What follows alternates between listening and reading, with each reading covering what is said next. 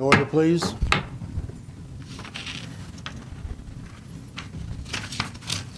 Did you get a chance to look at your minutes, Harvey? Did not. I'll let you look at them for.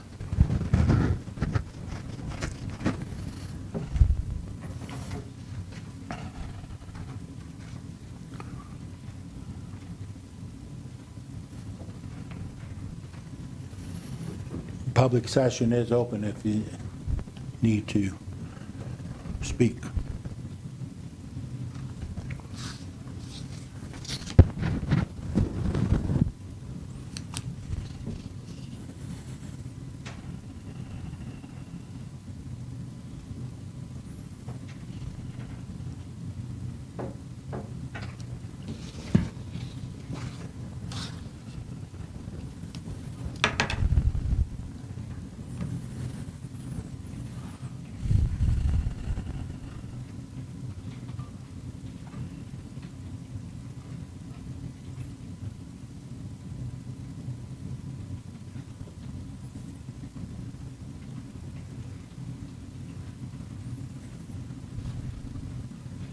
Good morning. Good morning. I'm not on your agenda, but Rochelle Stanley, County Appraiser. I just wanted to remind you that all the legislator videos, like all their committee sessions, are online now. And if you go to kslegislator.org, on that homepage towards the right, there's a little link that you can click on, and then it'll take you to all their videos, which are on YouTube. Right now, there is a lot of legislation that will drastically affect the counties. And you can go on there also, it'll show you their agendas for the next week. So if you want to know what bills they're going to be talking about next week. So if you want to provide written testimony, it's, whether you support it or oppose it or neutral. And I think it also tells you what you can do if you want to testify. And they do have a Zoom option where you don't have to drive to Topeka to testify. But I know it does carry a lot of weight when they hear from county commissioners and other officials, so please, take the time to check your email. Sometimes I'll email you on an important bill and say, hey, this one's really important. KAC might email you. I will see if you guys are on those lists of to get emails to tell us what bills are coming up, because a lot of them will have a major impact on our county if they pass. And the problem is it's not cutting anybody. It might be cutting a certain type of person's taxes, but all it's doing is shifting it to everybody else. So, and the area that is shifting to is usually the homeowner and the farmers. So, the ones that get hit hard now. So. That bill, did they think that there was a good chance that was going to pass? I think. Or come out of committee, I guess? I think it'll probably have some amendments. I watched their videos yesterday, and I never did hear them talk about that bill, so I assume it's going to be today. Okay. So, and that was Senate Bill, I think it was 252. They're calling it the government competition bill. What it says is, and I don't know the bill entirely, but just basically says if the government has a similar property that somebody that's in privately owned, that property that's privately owned will be exempt since it's in competition. Well, the problem is government now has daycares, they have restaurants, they have offices, there's numerous. It was started because of the YMCA. Some people had some private healthcare clubs, and like the YMCA's are exempt. And so those other ones were complaining that they're competing against the government. I am assuming this bill will have some amendments, but I haven't seen those yet. But, when they don't hear from people, they think people like the bill. So that's why sometimes you just have to take the time to let them know how you feel about it. So, and like I said, I emailed Harvey last week with him having the school perspective. The schools usually get hit pretty hard with these kind of bills because, you don't have any other way to generate money. Right. So, and when your mill levy's already set and then they make things retroactive, a lot of these bills are making retroactive to 2022. Well, obviously nobody planned for that. Just like the homestead, they're looking at redoing it back to 2022, which the changes they're making to homestead, I think, are great. It's just going back a year or two for money that we didn't plan for. Or you guys didn't plan for. I don't have anything to do with that, but just makes it hard for everybody to operate. So, thank you for what you guys do. Thank you.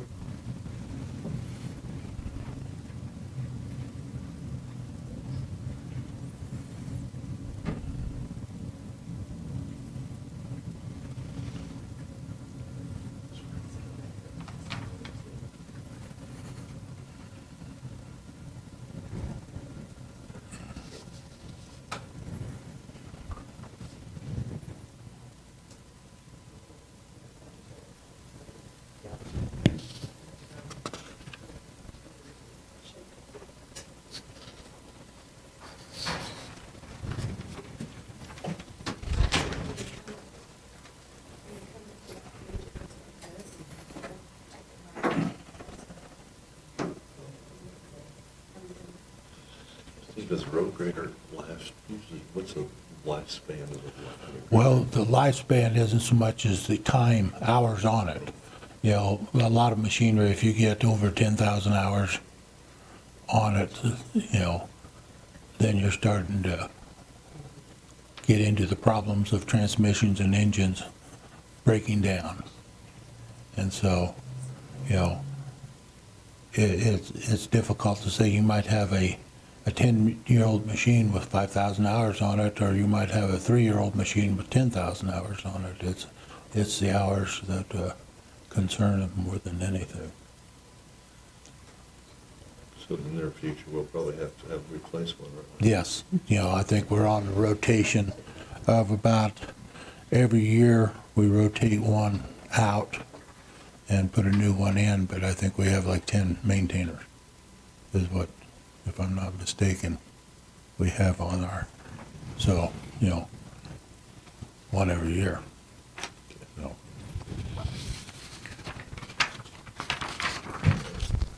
Do you have any other questions on the minutes? No.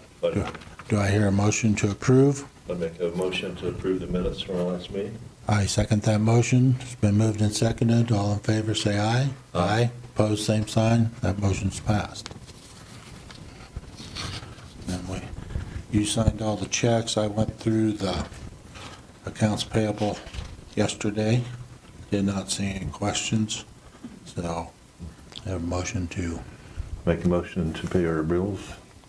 I'll second that motion. Pay the bills for $5,265. All in favor, say aye. Aye. Opposed, same sign. Motion passed. Signed. I'll let you sign it.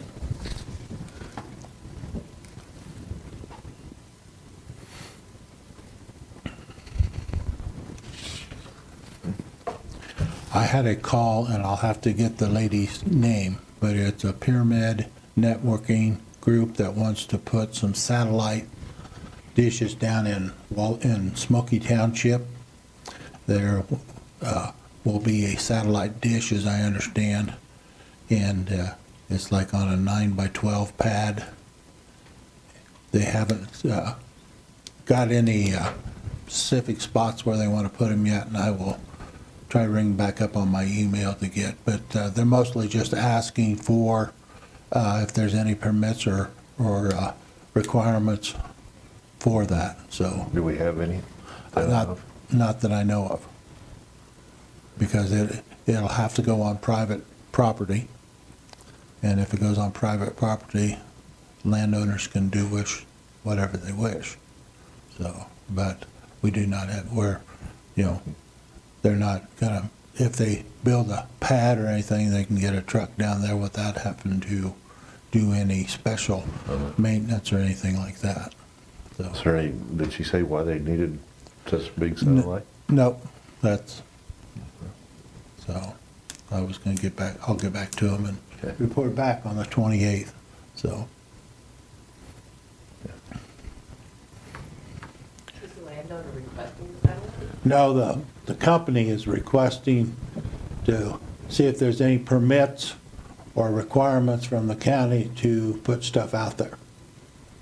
You know, like if we had a wind tower or something, you know, if there's a permit that's required, or if they're going to do any damage to the roads, bury underground that go under a county road, anything like that, that would be, we would need to know about that to make sure that the road is put back into condition where it was.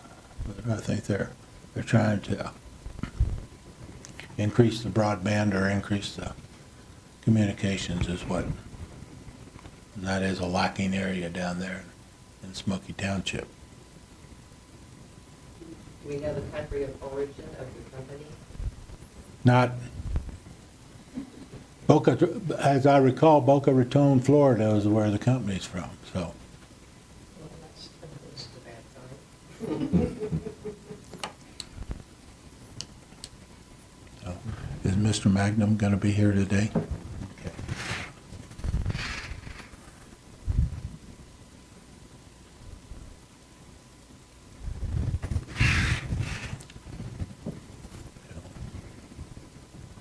If there's anything else, Mr. Brineker?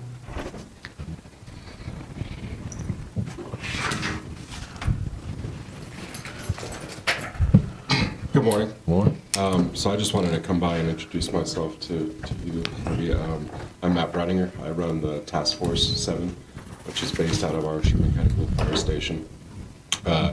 So we're a technical rescue team that responds to incidents within the Northwest region.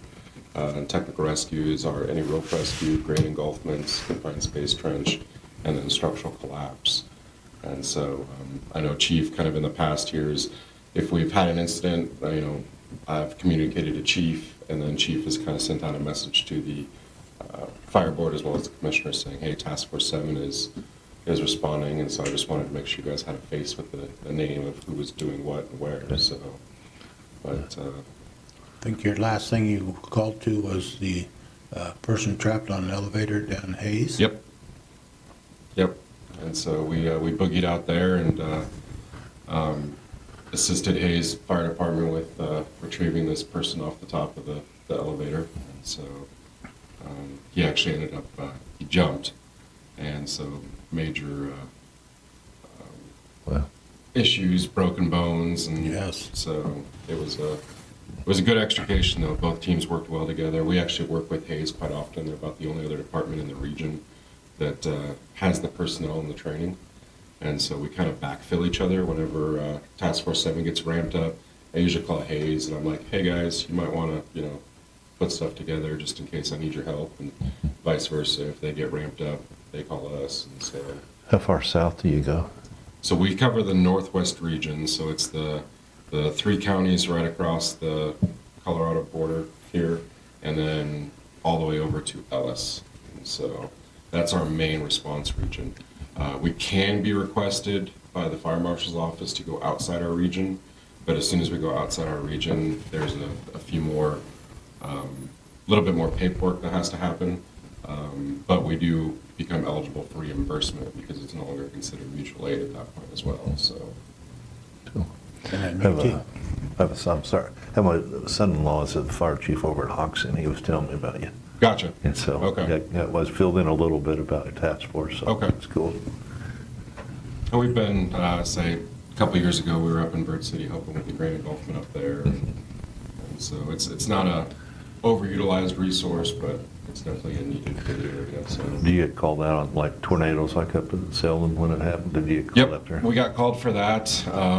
Put a team together, started heading that way to do damage assessments, and that one was over pretty quickly. There wasn't much damage, so they called us off before we got on scene, which is fine. I'd rather you call us and have us en route and then cancel us versus never call us. So Could you use the Response 1 truck and a trailer that it depends you on the deployment model. So we have our special operations rig, which is essentially it's an old Hackney beer truck that's been converted. So roll-up doors down the side, and there's a lot of equipment stored on that. And then we have a command trailer, 22-foot V-nose bumper pull, and it's got some command equipment in it, as well as that's where our gator gets stored if we go anywhere. And that'll usually get pulled behind support 1. And so, but we've even taken the EM vehicle to go places just because we could throw some rope gear in it real quick and take off and go. And so,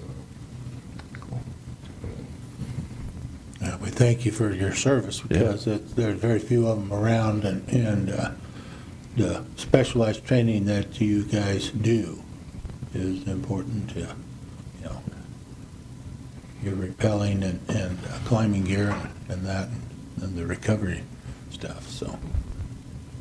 That was what I was here for, just to make sure you kind of put a Cool. face to the name, so Yeah. All right, that is all I have. thank you. Thank you for coming in.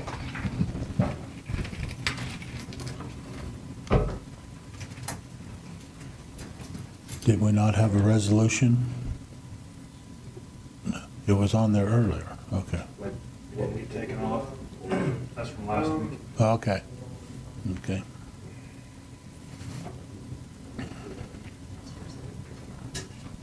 Wait for Mr. James, and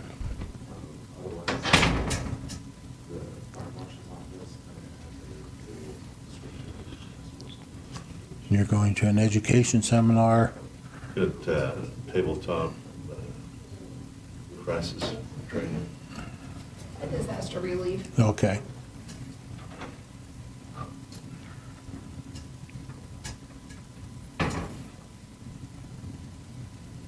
One that you take good notes, please. pardon? Take good notes. I'd like to go, but I can't. Okay, Harvey's the,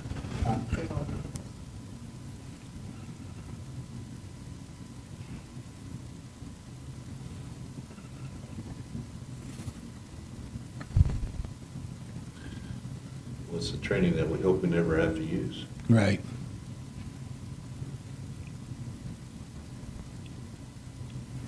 Because that'll talk natural disasters and, you know, I know, several years ago when they had all the rangeland fires in the eastern parts, they talked about how they utilized that to get resources together, and that's a lot of what that'll be, is what resources are and the availability of those resources, and how can we make them work. So, because I think it was part of that was the cost of getting the helicopters to come and drop water and stuff was, you know, phenomenal expense, and they had to figure out what they were going to do and how they were going to, you know, accommodate that to work on them fires, and then, you know, all the different fire companies that went back there to help fight those fires.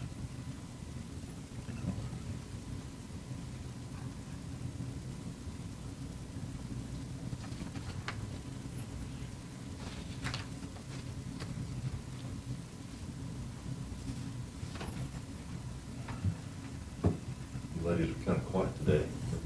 Comments or anything today? I have a question. Yes. Do we have anything in place if we had a derailment on our tracks with horrible chemicals like is happening all over our country? There are some disaster plans.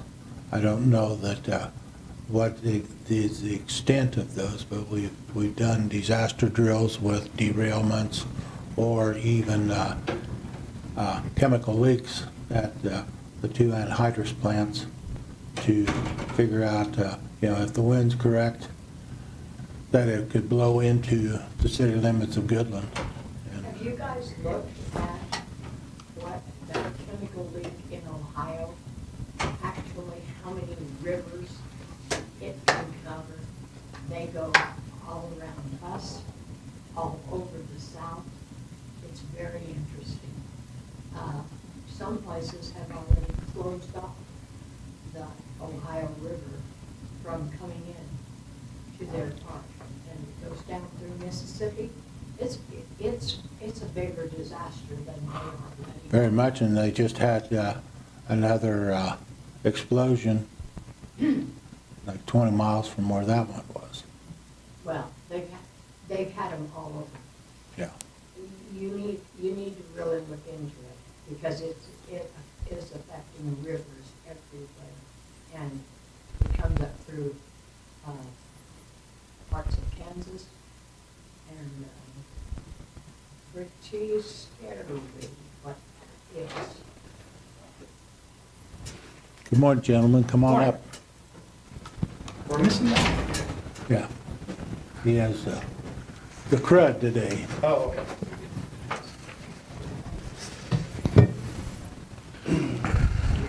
Thank you. That's you then.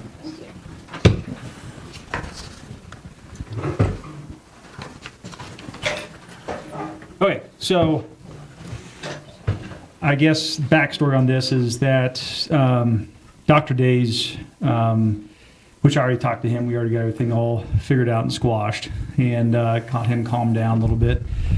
But the conversation came up as to our service's ability to do transfers and whether we're fulfilling our obligation, which we technically don't have an obligation because transfers are not a requirement that we have to provide to Sherman County or anybody else. It's just a service that we as a county decided to do to help offset some of the cost that EMS costs the taxpayers. The only thing that we are obligated to do is 911s. So that's why we get the ability to deny transfers if we are short-staffed or if we already have a transfer out, which we do a lot of transfers for other surrounding communities, Burlington, Colby, St. Francis, Atwood, Hoxie. We even get calls to Waukene, Garden City, Scott City. We get called all over the place, which I have that all broken down in here. This is all from last year, 2022. Keep wanting to say 2002. Anyways, so you can see which cities or counties asked for our transfer services last year. I have it broken down for like Goodland, for example. We accepted 81, which that was 50% of all the transfers we accepted last year was from Goodland. We denied 21 out of Goodland, and there, again, there's multiple reasons why. I didn't break all that down because usually because we were short-staffed, we were already on a transfer. The patient did not meet our requirements because the patient has to have insurable insurance and meet medical standards so that they can check the medical box so that we can actually bill them properly. And then cancellations. Cancellations could have been a multitude of things where the hospital service decided that the patient was more critical than they thought, and so they decided to fly the patient out, or because they need to go to another transfer or a hospital that's more than 250 miles. That's our radius is 250 miles. That's the maximum amount that we do. If you do more than that, then we're just losing money quite a bit. So, anyways, but again, you can just see how we've broken down everything all the way through. As you can see, there's a lot of services, especially on that last page, that were very, very far away that requested our transfer service, like Smith Center, Phillips County, Lindsborg, Meade. I mean, a lot of these services or hospitals are a very long ways away. So, which obviously we denied all those just because the transfer was not going to be worthwhile. Because some of these, it was from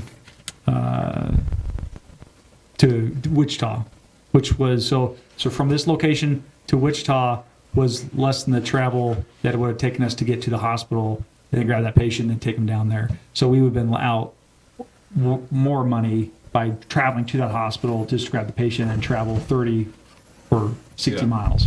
So this didn't make sense. So as you can see, we had total requested of 376 transfers last year. We accepted 163 of them. We denied 173 of them, and we were canceled 40 times. So And some of these cancellations, we're already on the road. we were getting ready to get on the road, or we were, yes, you were correct, we're already on the road, and they called us up and said, sorry, we're going to go do something different. So, anyways. So, and then I had Mr. Albright, he helped me out because I'm not good with pie charts and like that, and he is. So he kind of made some pie charts for you guys so you guys can get a visual idea of what we've been doing. I mean, the accepted pie chart obviously really is a good example of what we're doing for Goodland as a whole. So compared to all the other hospitals in our region, you can tell that Goodland is providing more service to our local hospital than we are to our surrounding hospitals as well too. In this case, anybody's complaining, saying that we're providing more service to outside agencies than our own agency here locally. So anyways. And of course, if you keep going through, it's denied transfers. Again, Goodland is a very small pie or piece of the pie out of compared to all of the there. So you can see that we are denying far less transfers of our local service than we are to all their services in our area. So Colby obviously was one of the biggest ones that we denied last year.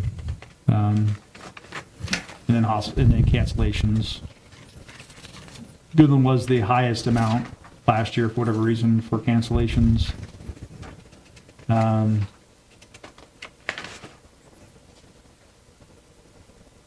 So yeah, and then in general, 30% we've accepted.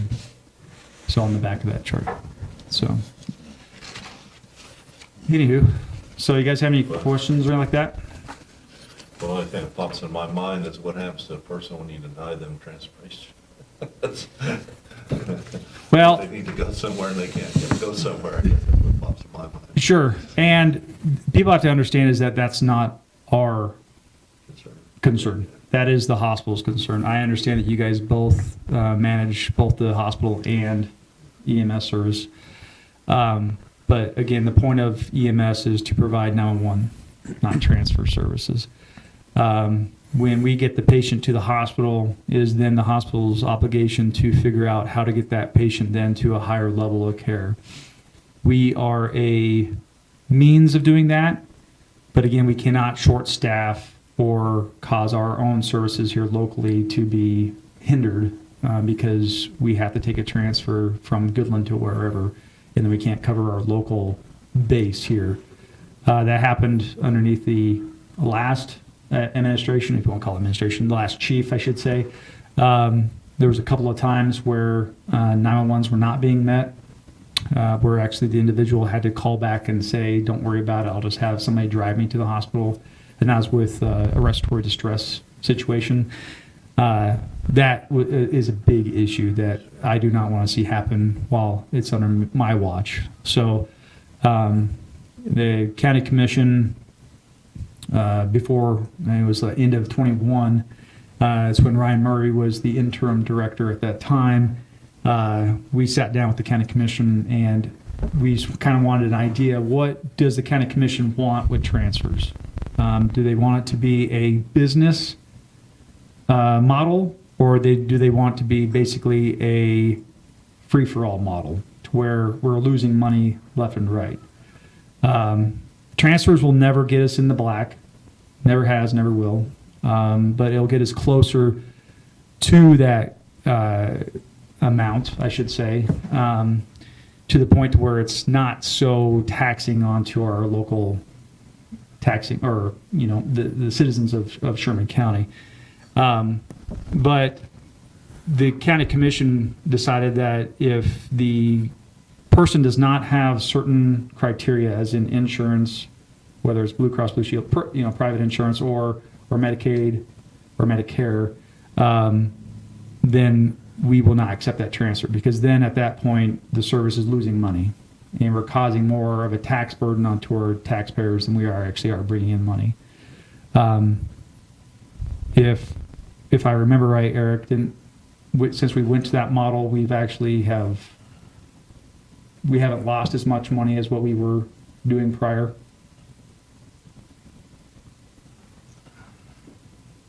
In general, yeah. So, because before we were taking a lot of free transfers, and they're taking patients way out of our area for free. So, anyways. So that's kind of what we've done. So, anyways, again, the main reason why this brought up was because Dr. Days was concerned with what we were providing for our local hospital. But he and I and Chief Sherman and I sat down. We talked about all this, and he understands that we are providing the best that we can for our community. He also sees that there is a huge demand for transfers, not just here in Goodland, but in our area and as a whole, to where there's a lot of gaps that need to be filled, and where they're talking about possibly bringing Centura Health has a service that they contract with called Stadium Ambulance or Stadium Care, whatever. Anyways, they do a lot of inter-facility transfers along the Front Range with Centura Health, and talking about that if they can't get us to do the transfer, or if they can't get Eagle Med to do the transfer, then the last option is to call Stadium and have them come in and do a transfer out of here. Did Dr. Days feel like we were denying too many, or that we were at other places when he needed us to be here? Right. So at first he did feel, when he didn't talk to me directly, he talked to one of my paramedics, and she's the one that brought it to my attention. So then I started conversing with Dr. Days. I think at the first he felt that we were denying more than what we were doing, but as soon as I showed him the numbers, he realized that we are actually providing good service for Goodland. He did open up his eyes again to what we are being asked of from other local communities as well too. And his eyes really did open when he saw that there was entities as far as like Phillipsburg and all those other places that are asking for transfers. So, again, he does see that there's a big, huge need for it out here in rural medicine. So, and again, we're just trying to do the best that we can with the service that we have. So, Do you think we need to expand our service out more? I don't think we More can. evidence, more people? I don't think we can. I mean, just trying to get people to come and apply here with EMS is a struggle.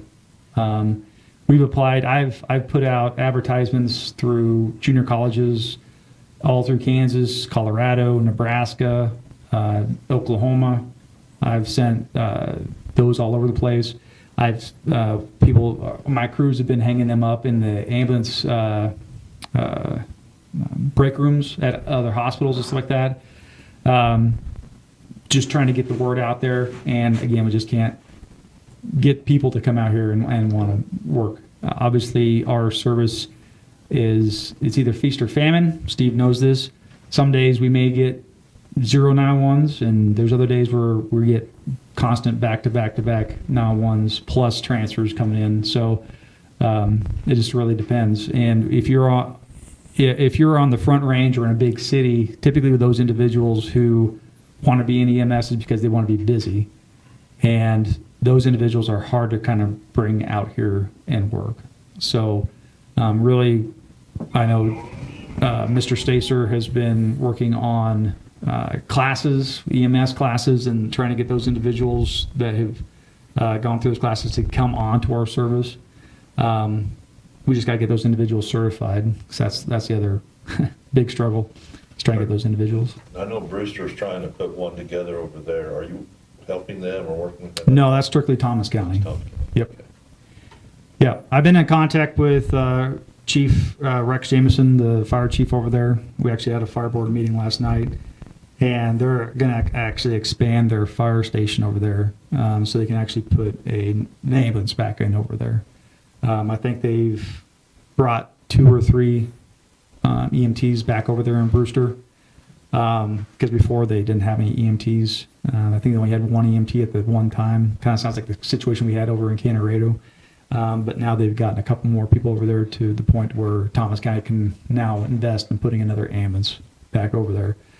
Canarado, again, is the same situation. If we actually got people over there that wanted to go through the class and get certified, we could probably put an ambulance back over there, and that would help with our 911s over there. But in the meantime, we had to pull the ambulance out of there. That's why we put it over here in storage.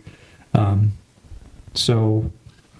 people have to have any certain skill level even to enter into the training session of that, or can anybody come in and say, okay, I'd like to become a volunteer EMS? Yeah, so in order for you to become an EMT, you have to go through a 6-month EMT basic class. That's basically what it amounts to, is about 6 months.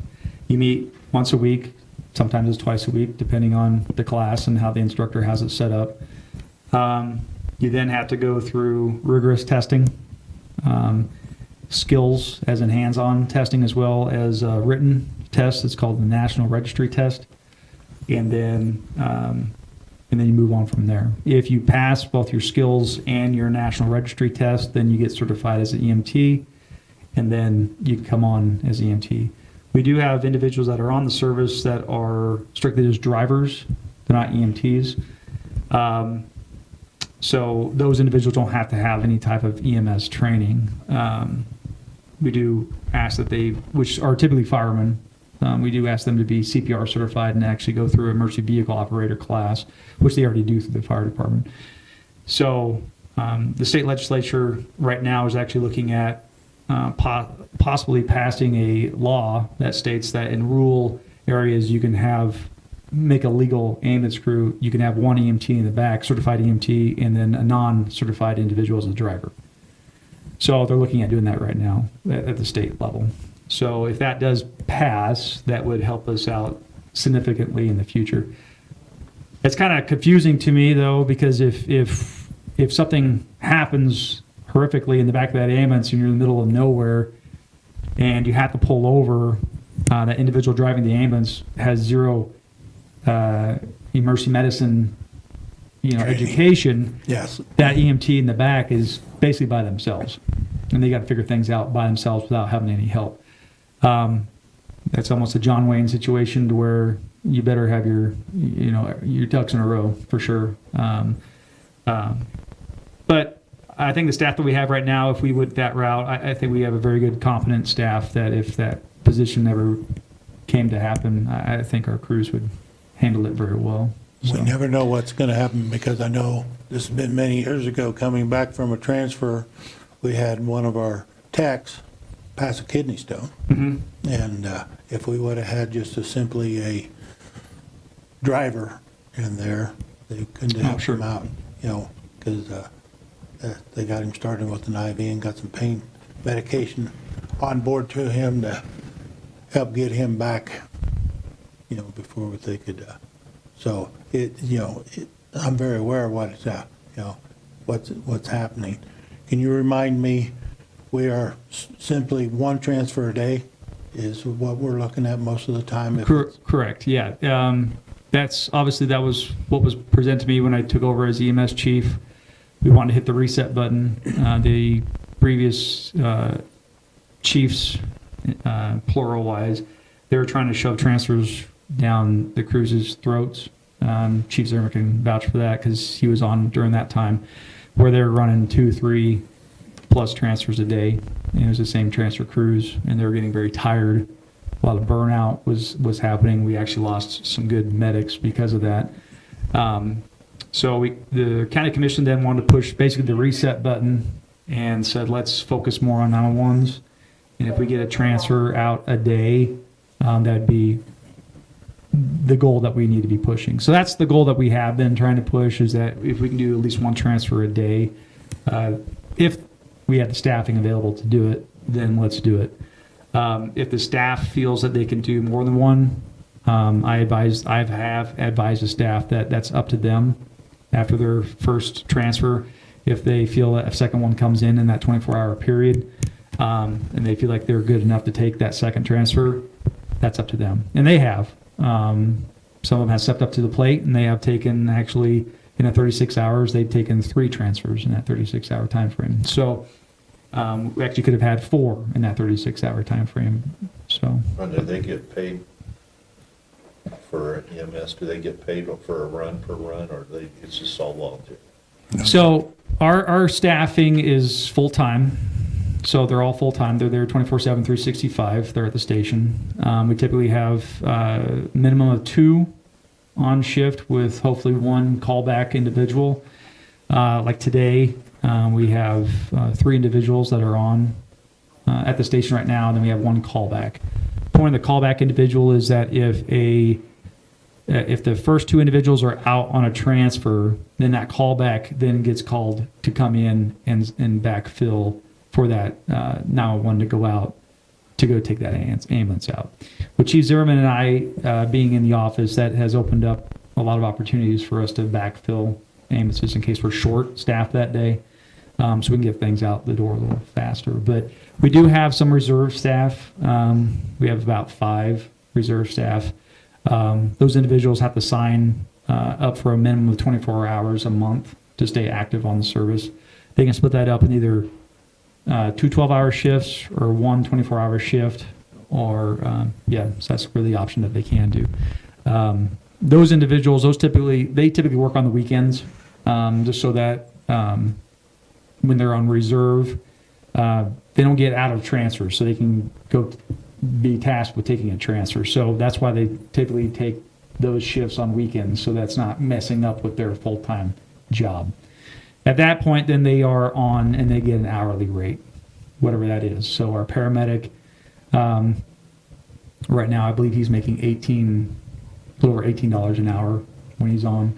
And whether he's on at the station or he's on a transfer, that's the hourly rate that he's making.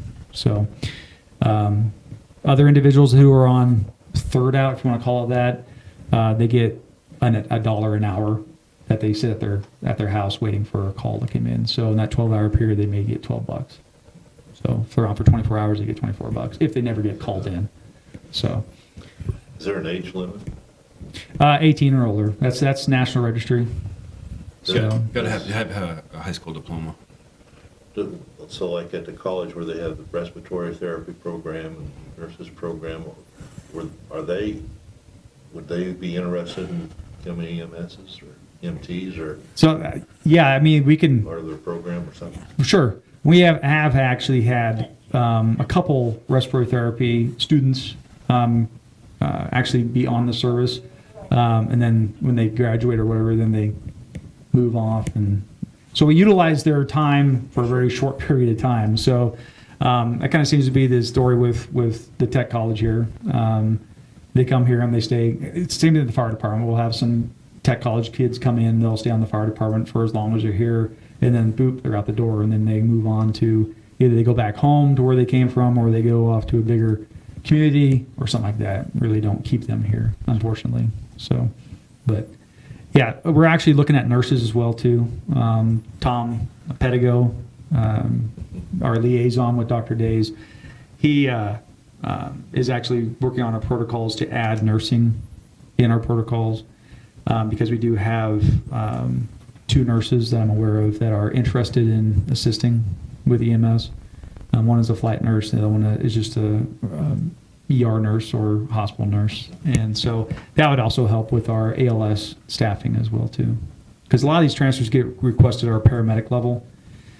And Krista Lannis and myself are the only 2 full-time paramedics that we have on the service. Everybody else is either AEMTs or EMT basics. Mostly are all AEMTs. So a lot of these transfers that are requested for paramedic level can be hit and miss, depending on if I'm available or if Krista is on shift. Some of those transfers will get denied. But with the nurse coming on, that individual can then take a paramedic level transfer. So that kind of opens up that door a little bit more. So. Thank you for the info. Sure. Now, just a reminder to you, Harvey, if a student wants to take either the firefighter or the EMS classes, truly, there's EIG grants, firefighter grants. There's no cost to the person. In fact, I think you said the firefighters, students are paid while they're in class. So, I know the EMT students can get an EIG grant where everything is covered, so that they can, it's not an out-of-pocket expense to them. It's just simply the time to take the class. But we're in dire straits of needing more people to volunteer to do these things, because trying to find them is getting more difficult all the time. And we have gone out to that, I don't know if you want to call it a job fair. The high school had a medical fair, I guess. They're at the Max Jones. and they had students from all over the region come in, and we had a booth and with EMS. And anyways, just our crews, I think we had five personnel there at that fair, just describing the life of an EMT and what is required of them and so forth, so on. So I think out of that, I think there was maybe a small handful of individuals that actually stayed back and talked to our EMT crews to get a little more information after they graduated high school, if that was, the path that they wanted to take. And they seem serious. I guess we'll see what happens after, time goes by when they graduate high school. So, but we'll see what happens. So, any other questions? No, No? I Okay. appreciate your answers and stuff. Yes, sir. Info, so. Do you have anything? I didn't know, I messed up on that vehicle bid. Yes, we got that. Do we need to redo? We need to amend the motion to purchase that Yeah. vehicle. So I had messed up because I thought that the 1,600 I was taking off was just additional stuff that he threw on there, but it's stuff that you can add Cool. on. Okay. So the vehicle price is the 50,744 that we need to be approved on. And we kind of looked at that Yeah. yesterday, so I'll make a motion to amend that amount. Okay, I'll second that motion. It's been moved and seconded to amend the original price and go to the $50,744 for our 2023 Durango. Ready to go turnkey. Yes. All in favor, say aye. Aye. Opposed, same sign. Motion's passed. Thank you. Perfect. All Hey, right. gentlemen. Thank you. Thank you. Guys. Yes, sir. You guys have a good day. Uh-oh. AP voucher that was signed by you guys is the wrong one. This is what was emailed, so we need to have that Okay. amount, not this one. Sorry. Okay. I'll let you make the motion to pay the 81. Okay, I'll make a motion to pay $81,223.20 in bills. I'll second that motion. Been moved and seconded. All in favor will pay the bills, say aye. Aye. Opposed, same sign. Motion passed. I thought that was kind of low. I thought it would. There's so much money this month.